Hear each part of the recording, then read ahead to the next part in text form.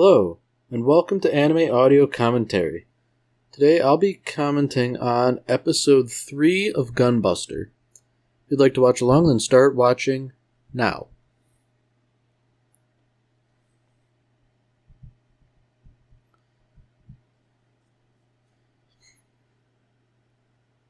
So it seems like, unlike previous episodes, what we're getting this time is, I guess, the launch party of the Eijitan, which is presumably a large starship, while getting, I guess, an explanation of some of the science in the background.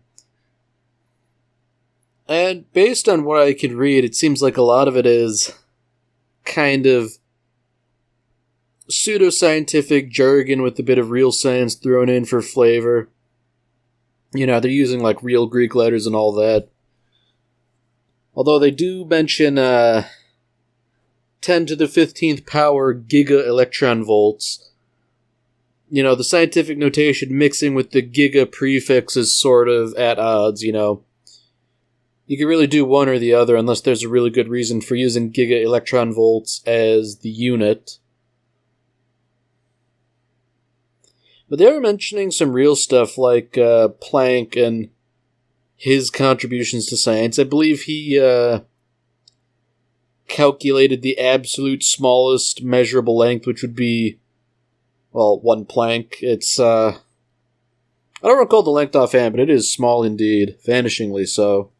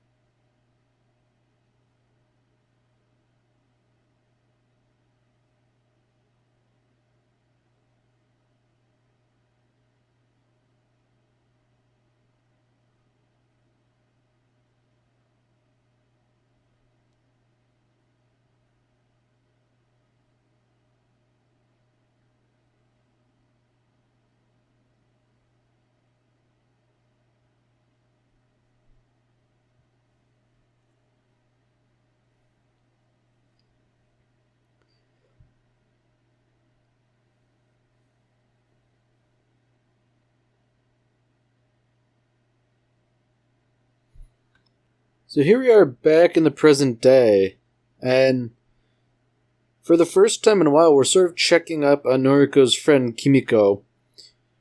You know, she's just been hanging out on Earth while Noriko's been doing God knows what in outer space. And if you'll recall, there was that little mention of Noriko having spent 6 months jetting around, or rather, it was 6 months for everyone, it was only a couple hours for her. So one can only imagine what this is like for Kimiko, you know, having been on Earth in addition to being temporally displaced. You know, that's kind of gotta suck, you know, if you've been living your life for 6 months at a time and your friend's just been doing comparatively little. So I find it interesting that Noriko has sort of described this whole voyage on the Exelon as sort of like sailing on the sea. Because that's kind of how we think of space, as essentially being like the sea, and sort of a lot of science fiction equalizes, or equates rather, spaceships to sailing ships, even though you have an extra dimension of movement and all that stuff.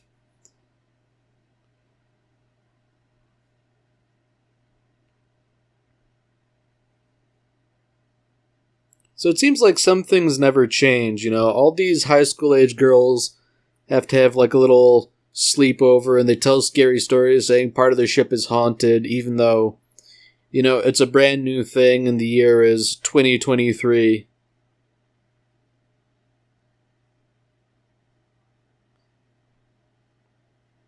It seems like they're really going through all the tropes here, making each other undergo dares and presumably spooky stuff like that. Surely it's only convenience that Noriko draws the short straw and therefore has to travel through the ship at night, presumably to do something juvenile. Of course, it's not helped by the ship being actually kind of spooky with all these giant robots just standing around lifelessly. I'd imagine that would be fairly unsettling.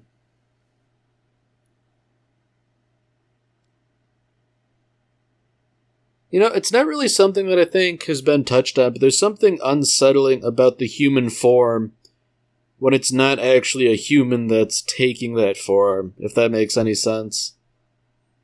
I'd imagine walking through the motor pool with all these giant robots would be kind of creepy. And you know what? This guy certainly isn't helping things. Presumably, he's here for similar reasons as Noriko. He drew the short straw. Fortunately for Noriko, he's amiable enough. Even if he does scare her a little bit for fun.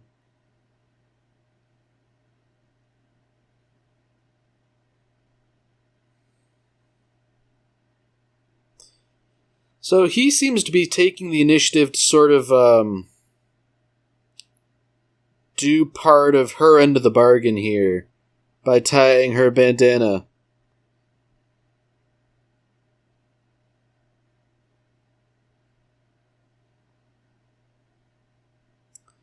Unfortunately, they have both run afoul of Coach, who seems to have some sort of punishment in mind for them. Of course, putting two troublemakers together normally doesn't strike me as a good idea. As it would turn out, their punishment is a sort of spacewalk of sorts. They're out in spacesuits polishing the lenses of laser weapons on the ship. So, I'm noticing a bit of a pattern here where this guy is earnest and generally does what he's told or was sent out to do, and Noriko's just sort of looking around, enjoying the scenery.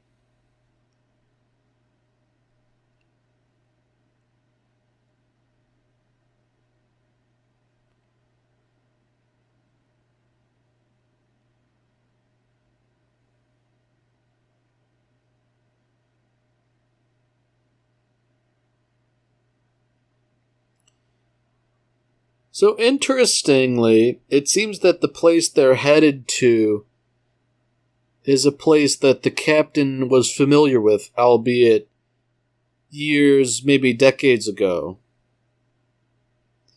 Sometimes foreshadowing is fairly subtle, but it seems to me that there's going to be something up at this star. As fate would have it, they just so happen to run into something while Noriko and her friend are still out there. That definitely does not bode well for them, especially if this is something that could affect the ship negatively. It almost looks like the ship was struck by an EMP or something like that. Or maybe it was just a near miss of something. Well, I say near miss, but they were apparently 20,000 kilometers away when they passed by. So I guess that's it then, this is combat now. One of the interesting things about space combat is things are measured in, I guess, thousands of kilometers. There are really big distances here, given how vast and empty space is. They're maintaining 2 kilometers between all the ships in the fleet. That's a pretty large distance. You know, if you're flying ships or planes on Earth in either the sea or the air, the distances are much, much shorter. You know, you want to keep a tight formation usually. Not so in space. Or rather, this is a tight formation for space. So not only are they keeping like a formation like that, they're preparing to engage the enemy tomorrow when they come back into range. So the scale of both the space and the time involved here is much greater than it would be on a planet.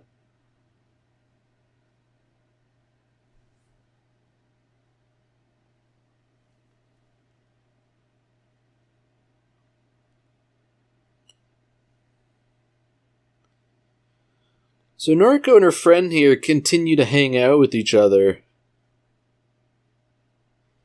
And it seems like this guy has a fair bit of experience, whereas Noriko doesn't, given her little sojourn in space. You know, she missed out on 6 months, likely 6 months worth of education and practice, and maybe even some practical experience. I'd imagine that takes a pretty big toll on her education.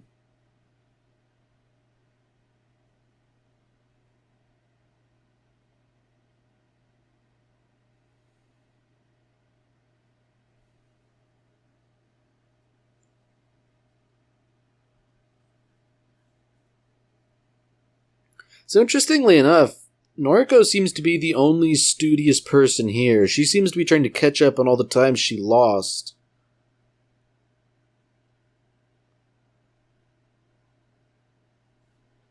Alright, so something's not right here.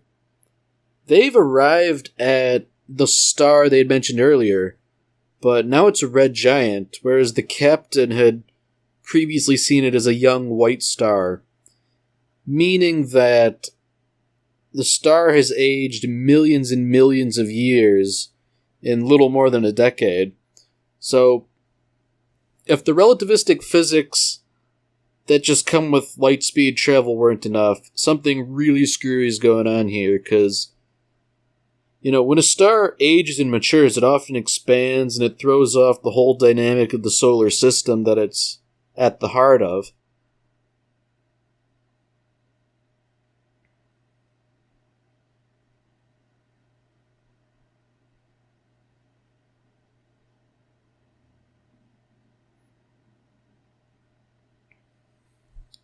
So it seems like Noriko is becoming privy to something she probably shouldn't be.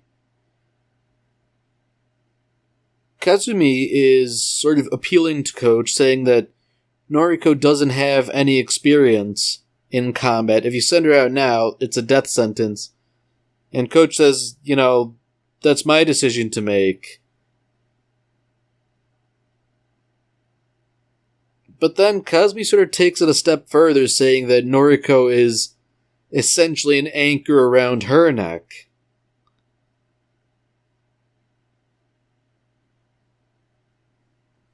Oh, dearie me. That is some rather harsh drama to introduce at this stage in the game.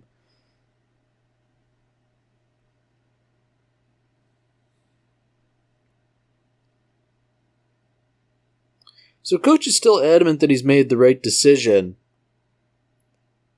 And he's sort of putting that on her. You know, you need to believe in yourself and hone yourself and prove me right, essentially. But that's a pretty tall order considering what she had just heard.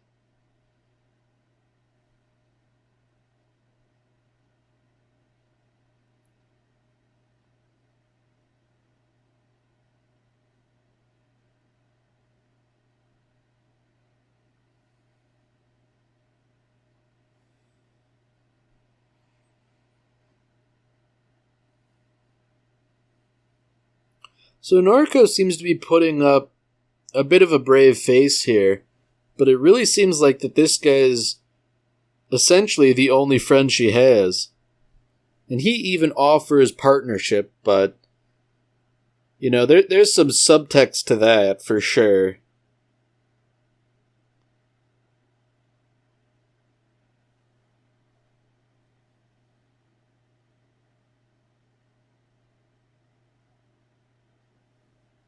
So Smith here is a little forward about signing up to make them officially partners. Although, whether or not they would actually, get them, I guess, the honor of piloting the Gunbuster is unclear. Although, the Gunbuster is still a bit of a nebulous element here, I don't think too much of it has been alluded to so far. It's just the name of the show. Nothing too special.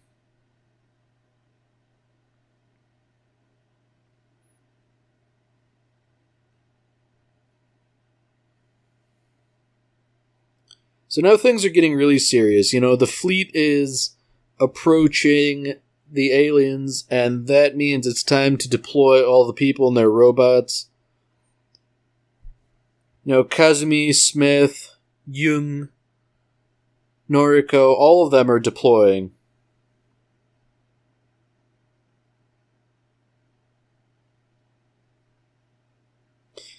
So not only is this the first deployment of a lot of the people here, it's the first deployment of this type of weaponry ever. So one would think real combat is not ideal for something like this, but beggars can't be choosers when there are aliens with designs on wiping out the human race. I don't know if that's been necessarily established so far, but, whenever you meet aliens in science fiction, and they are somewhat hostile, their goal is usually wiping out humanity, so I think that's a safe assumption.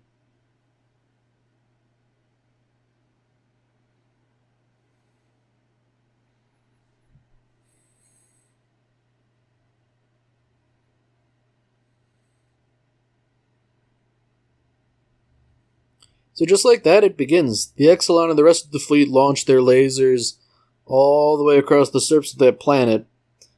But whether or not it actually does anything isn't clear to us, the viewer, given the astronomical distances being employed here. I mean, it's safe to assume that since they're launching these foot troops, for want of a better term, there are likely more than enough aliens to go around.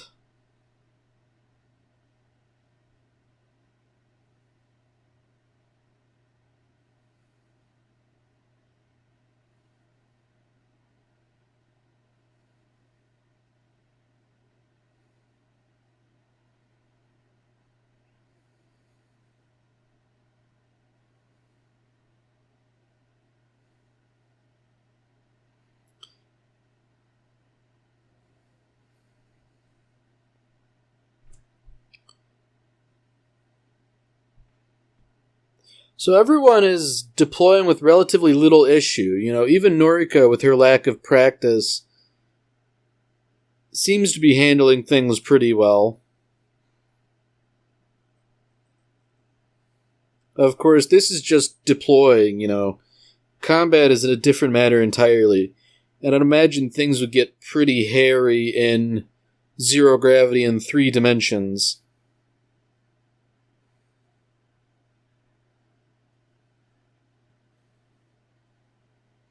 So Smith is sort of making a proposal here at Noriko. You handle defending things, I'll go on the offense. We'll work together. And indeed, that makes sense given how they are partners.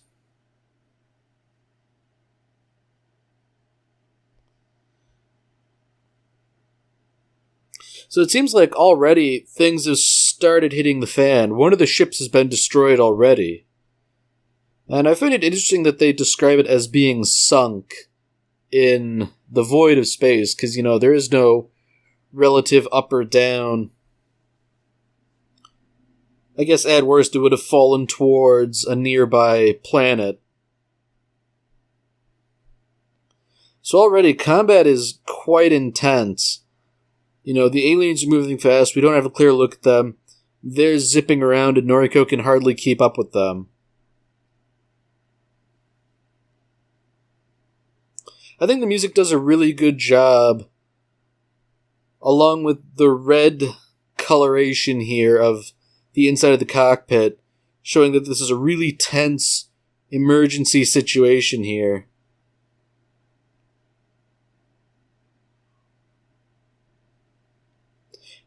I think not seeing the aliens clearly other than as a blur really lends to the horror they instill. Especially because they've seemingly already killed an entire ship and are presumably in the process of killing a bunch of other people as well. You know, combat's not one-sided.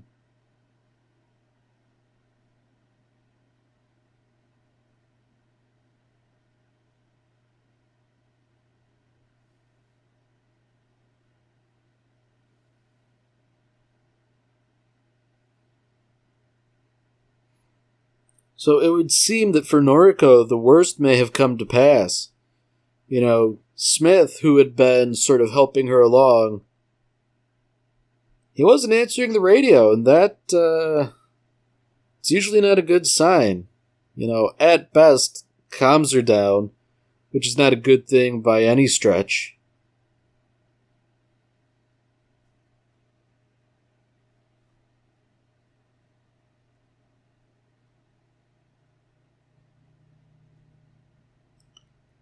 So now we get a view of the carnage, and it is pretty intense. We see that one ship that got mentioned. It was torn as if by, I don't know, something really large just like grabbed it and ripped it apart. That is pretty gnarly. That's another thing that always strikes me as visually interesting. The way, I guess, space junk sort of floats around in open gravity.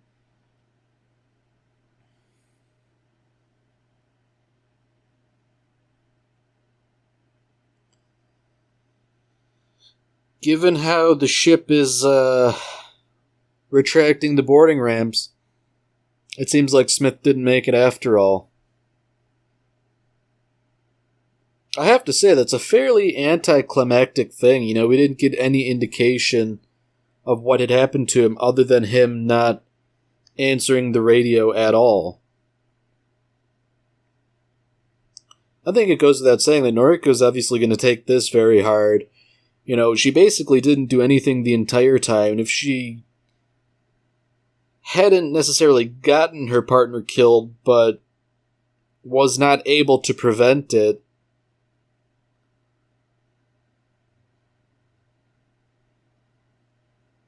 it seems like she gets all the confirmation she needs when she looks in on the men's quarters and they're all sort of down too. Especially because Smith isn't there.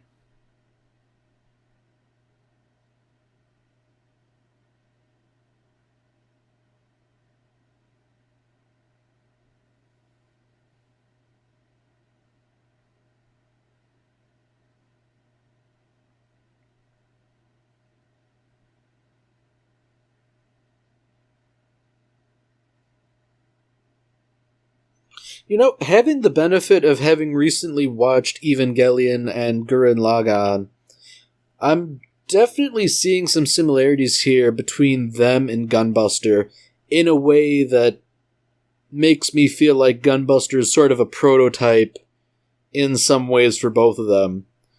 As if Hideki Anno and the other people who worked at Gainax were trying to flesh out some of the ideas here in greater detail later.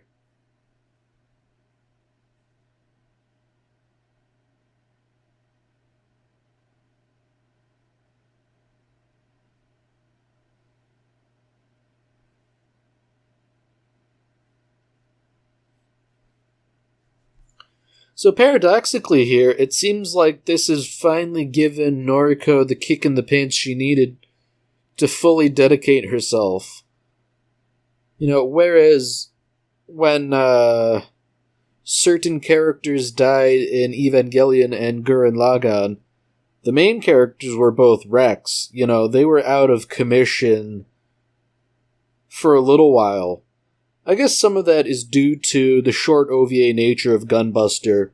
You know, it doesn't necessarily have the leisure for 3 episodes worth of development where Noriko is depressed and does basically nothing until she recovers.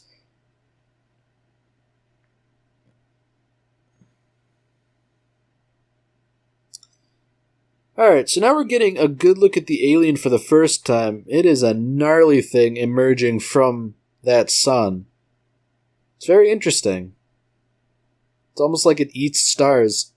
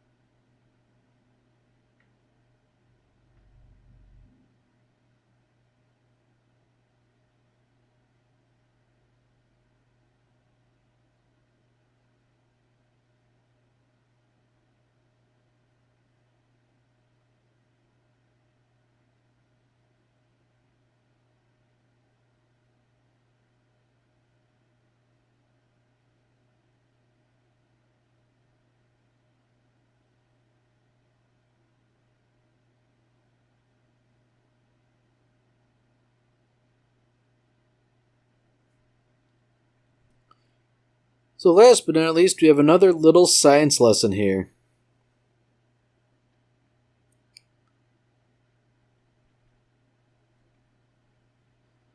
So it seems like today they're going to discuss warping, which is, I guess, their analogy for faster than light travel. Or not their analogy, their euphemism, rather. So they already travel at relativistic speeds, but if they really want to make good distance, they warp. And as I understood it before, they sort of use like two black holes and sort of merge them together in order to bend space around and do that.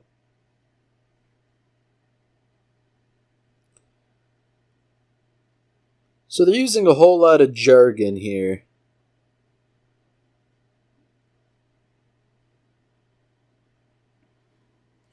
Unfortunately, this seems like a quiz for Noriko, who doesn't really know the science behind it.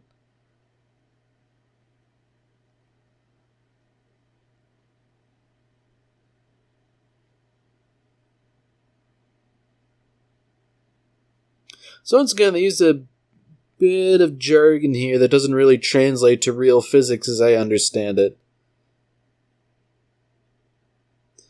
But you know what? We're not watching Gunbuster for the hard science fiction. We're watching it for the giant robots, Alright, so we've got like this little note saying that there was a mistake in the science lesson. And that they just wanted to correct the terminology here. That's interesting. I wonder if that was an actual mistake, or if that was just like a bit. Alright. Well, that's it for this episode. If you've enjoyed it, then by all means, tune in for the next one. See you, Space Cowboy.